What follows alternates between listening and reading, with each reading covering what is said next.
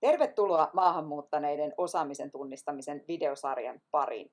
Tänään vuorossa on 3. osa, jossa puhutaan luottamuksesta asiakassuhteessa. Ensimmäisessä jaksossa puhuttiin, kuinka tärkeää asiakasprosessissa on pitää asiakas ja hänen tarpeensa keskiössä. Asia, joka kuulostaa itsestäänselvyydeltä, mutta joka on helpommin sanottu kuin tehty. Jotta me saadaan asiakas kuitenkin puhumaan hänelle tärkeistä luottamuksellisista asioista, meidän täytyy ansaita hänen luottamuksensa. Miten se sitten oikein tehdään? Mä kysyin asiaa 4 kokeneelta valmentajalta. Katsotaan, mitä he vastasivat. Mun nimi on Raisa Haikala ja tämä video on osa Kimaran Function to Trainer-kokonaisuutta.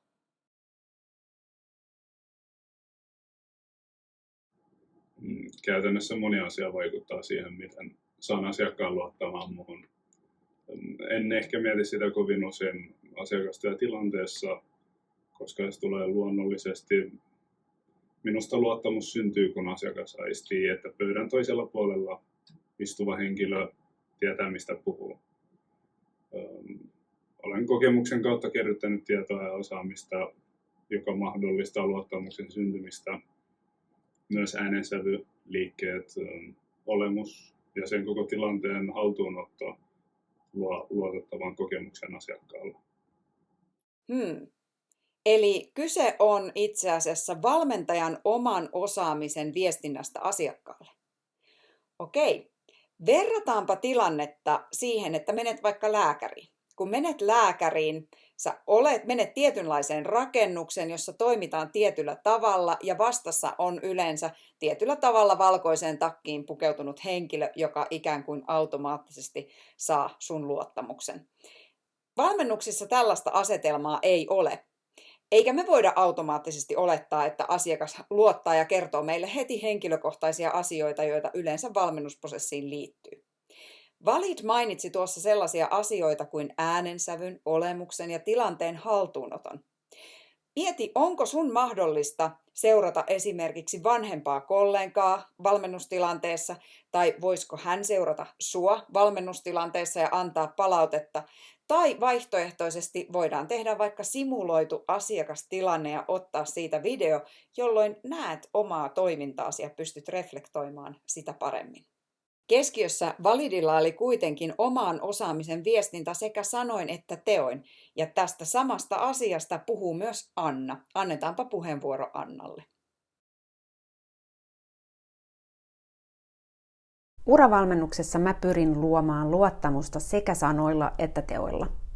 Sanallisesti mä teen sen aina ensimmäisen uravalmennustapaamisen alussa, ihan asiakassuhteen alussa, kertoen asiakkaalle, että mä noudatan valmennuksessa aina kansainvälisen valmennusyhdistyksen ICF:n eettisiä sääntöjä, joista ensimmäinen ja tärkein on juuri luottamuksellisuus.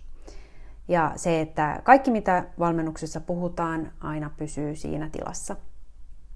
Ja tässä kohtaa kerron myös tarvittaessa, miten me käsitellään asiakkaan tietoja, yleisiä tietoturva-asioita, jos asiakas haluaa tietää niistä enemmän.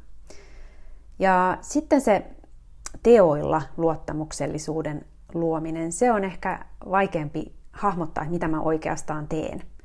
Mutta mä ajattelen, että tärkein asia on luoda turvallinen ilmapiiri ja osoittaa kaikilla tavoin, että mä tuen asiakasta, mä tuen hänen kehitystä, mä tuen hänen vahvuuksiaan ja hänen uraa. Ja se tukeminen sekä sanoilla että teoilla ja kehon kielellä, se luo sitten vuorostaan sen luottamuksen ilmapiirin. Niin, eli mä sanoitan mun osaamista esimerkiksi sillä, että kerron mihin koko prosessi perustuu, sanoitan luottamusta, miksi asiakas voi luottaa minuun. Anna mainitsi tuossa sanat, teot ja tukemisen. Selvästi huomio oli kiinnittynyt jo sinne asiakkaaseen. Mä olen täällä sinua varten ja ilmapiiri on turvallinen, luottamuksellinen. Millainen siis on turvallinen, luottamuksellinen valmentaja?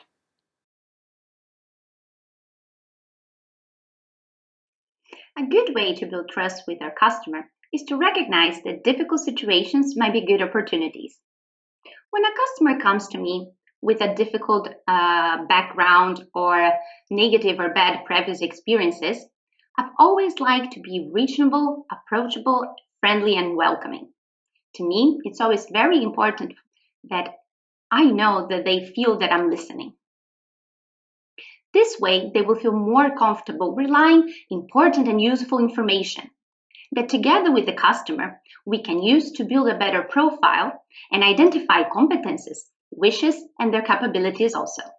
Niin, kuten Nadia tuossa mainitsi, niin valmennustilanteissa upeahan on se, että valmentaja voi parhaimmillaan olla kuin toiset silmät ja auttaa asiakasta näkemään hänen osaamistaan ja tilanteita eri näkökulmasta. Mahdollisuuksia siellä, missä niitä kenties ei vielä valmennussuhteen alussa ole nähtävillä. Lisäksi Nadia käytti sellaisia adjektiiveja kuin että valmentaja on saavutettavissa, helposti lähestyttävä, ystävällinen ja vastaanottava. Hän mainitsi myös, kuinka tärkeää on osoittaa, että minä kuuntelen.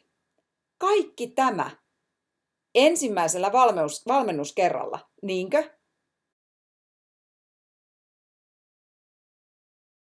Personally, as a coach, I think comprehensive mapping in the first meeting between client and coach is very much important to build the trust.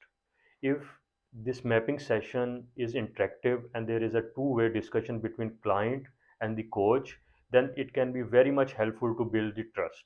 And if you are able to build the trust in the first meeting, I think it is very much helpful to build or make a future career plan or talk about career goals or helping the client. So in my opinion, mapping session is so much important and it should be done well, and you have to listen to the client, and client also has to understand coach approach. So if we can do that, then we are one step ahead in building a trust with the client. Afnan puhuu tuossa kartoittamisesta, joka usein on ensimmäisen tapaamisen se tärkein päämäärä luottamuksen lisäämiseksi. Jälleen toistui, että täytyy osoittaa kuuntelevansa asiakasta. Ja lisäksi se, että kyseessä on vuorovaikutuksellinen prosessi.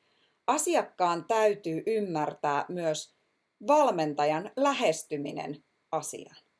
Eli kyse on vuorovaikutuksesta. Luottamuksen luomisessa meidän täytyy käyttää myös meidän oman osaamisen sanoittamisen työkaluja. Siksi sun osaamisella on väliä. Jälleen kysymyksiä teille pohdittavaksi. Mikä on sun tapa tehdä? Mikä on sun tapa luoda luottamuksellinen suhde asiakkaaseen? Miten sä osoitat, että kuuntelet? Miten kerrot prosessista, taustoista ja omasta lähestymisestäsi valmennusprosessiin? Seuraavassa jaksossa me puhutaan osaamisen kanavista, eli mihin suuntaan sitä osaamisen virtaa lähdetään sitten kanavoimaan. Nähdään jaksossa 4.